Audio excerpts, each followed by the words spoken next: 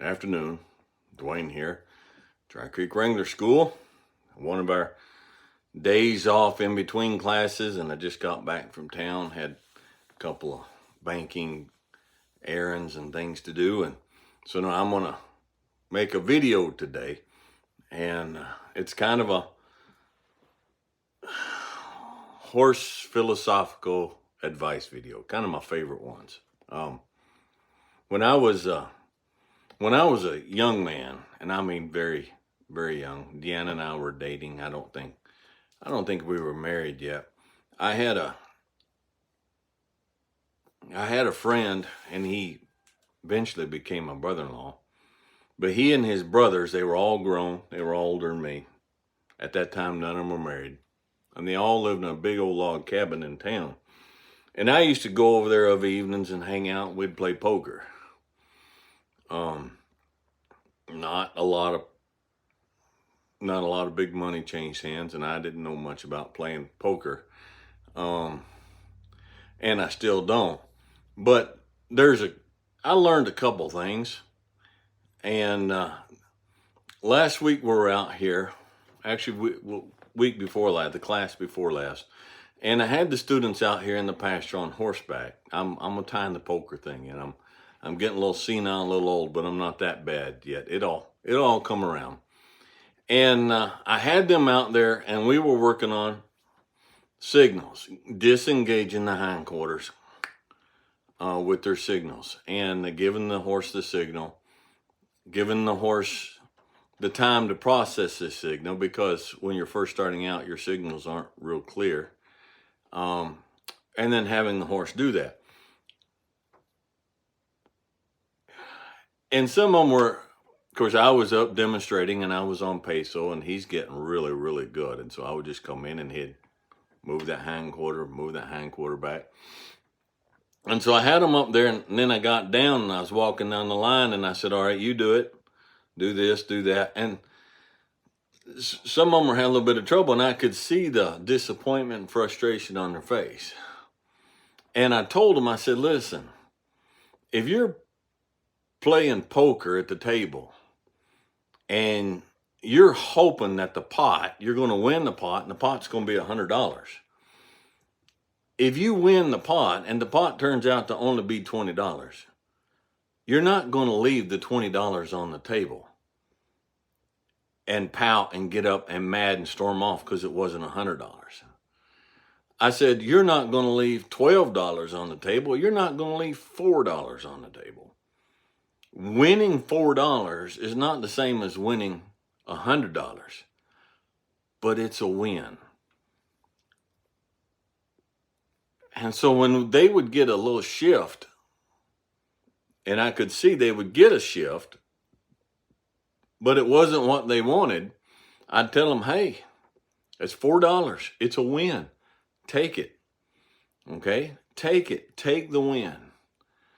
And one of the things we do with horses that I think is a grave mistake is we have a certain level of achievement in whatever it is we're working with, whatever we're trying to teach them, that we expect them to do. And when they don't achieve up to the level that we expect them to, the achievement that they did achieve, we leave it on the table. We don't accept it. And that's a terrible mistake. And it's a grave mistake. Parents, it's a grave mistake with your children as well. Take the win. Take the win. Okay? You can always build on that. You can always go to the next hand. The next hand may be bigger. And the next hand you may completely lose, and you wish you'd had that $4. Okay? But when you are in a relationship, when you are raising children, when you are whatever it is you're doing in life, when you're working with your horses, and you're wanting this, and you only get this, don't leave it and refuse to accept anything. I think there are a lot of divorces today. I think. I think there's a lot of divorces today because people start out here and they got married and they wound up with this, while Hollywood and TV and romance books and everything told them that you should have this and you shouldn't settle for anything less. If you think about it, that's a really stupid way to look at things. Okay?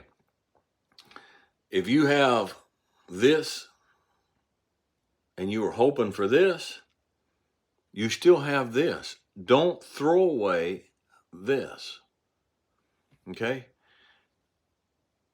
To throw away everything because you didn't get more is just foolish. Your horse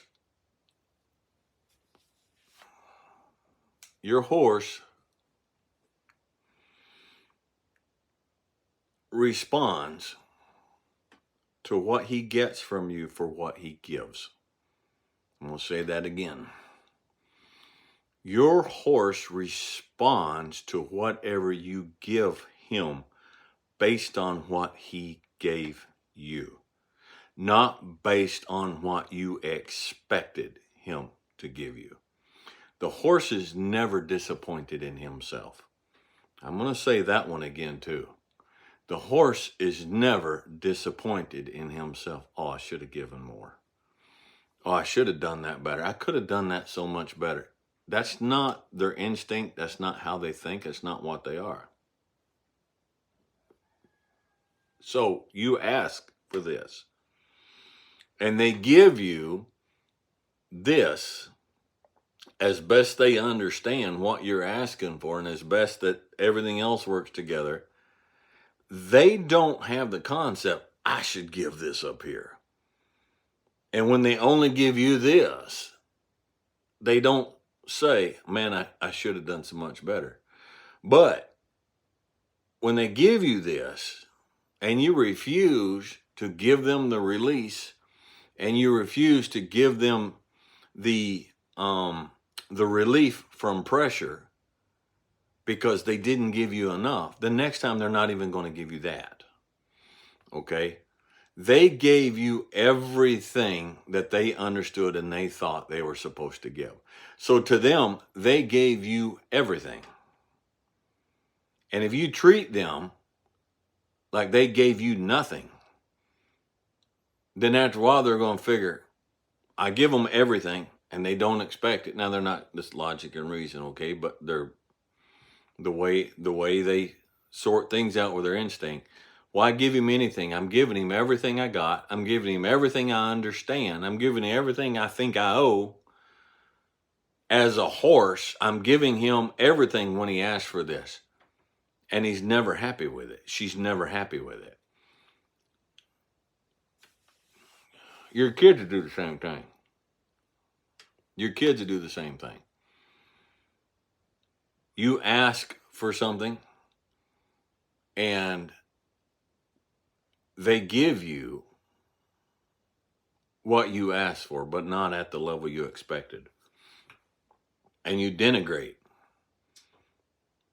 and you berate them and you talk down to them and you're not satisfied and you're not happy. You may drive them to give you more next time, but it's like putting somebody's head on a chopping block and saying, if you don't accept this religion and say this particular God is great, I'm going to cut your head off. Well, they may say the words, but you didn't change their heart. And if you treat a child that way, wives, if you treat a husband that way, if you're not grateful for what you're getting, you never give them the impetus. You never give them the, what's the word? I got a specific word. They don't have any particular reason to try to give you more. If you're not happy with what you're getting, you're probably not going to be happy with what you get the next time you ask. Okay? Too many times in life, we leave money on the table. We have great expectations when we go into a new job, and the job doesn't match up to our expectations over time, and they rarely do. So then we're unhappy with our job. Maybe the job gives us security. Maybe we work with some good people, you know. And so the things that that job does give us, we'll quit the job and we'll throw that stuff away too. And so we'll leave the money that we won on the table with the foolish hopes that the next hand we play will win the whole thing. And that's how you start developing a life habit, of quitting. There's got to be something better. There's got to be something better. Well, we want to strive for something better, but we don't want to quit everything petulantly, poutingly, hastily, and just leave money on the table. Okay? Take your wins. If you have 5 or 6 hands in a row that you win $10, you've got $50 or $60.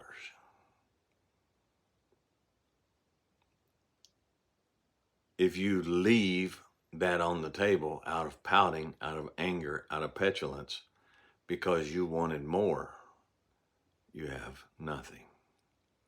You have nothing. It's not a good way to live your life.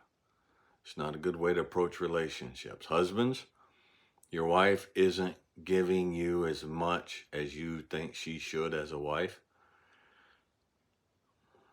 Maybe spend more time looking at what she does give you and be verbally, vocally, sincerely grateful for what she is giving you. And maybe in time she'll have more incentive to give you more. Gratitude is a much, much better incentive for a normal human being than petulance and pouting and nagging could ever be. Wives, same thing. Horses, it's the same with your horses. It's the same with your kids. It's the same with everything. We go through life so unhappy, so disappointed, because we're so much focused on how little money was in the pot compared to what we was hoping was in the pot, that we stomp off and leave everything in the pot. And that's not going to get you far in life. All right? Our Oak and Iron cigars. This is a Conestoga.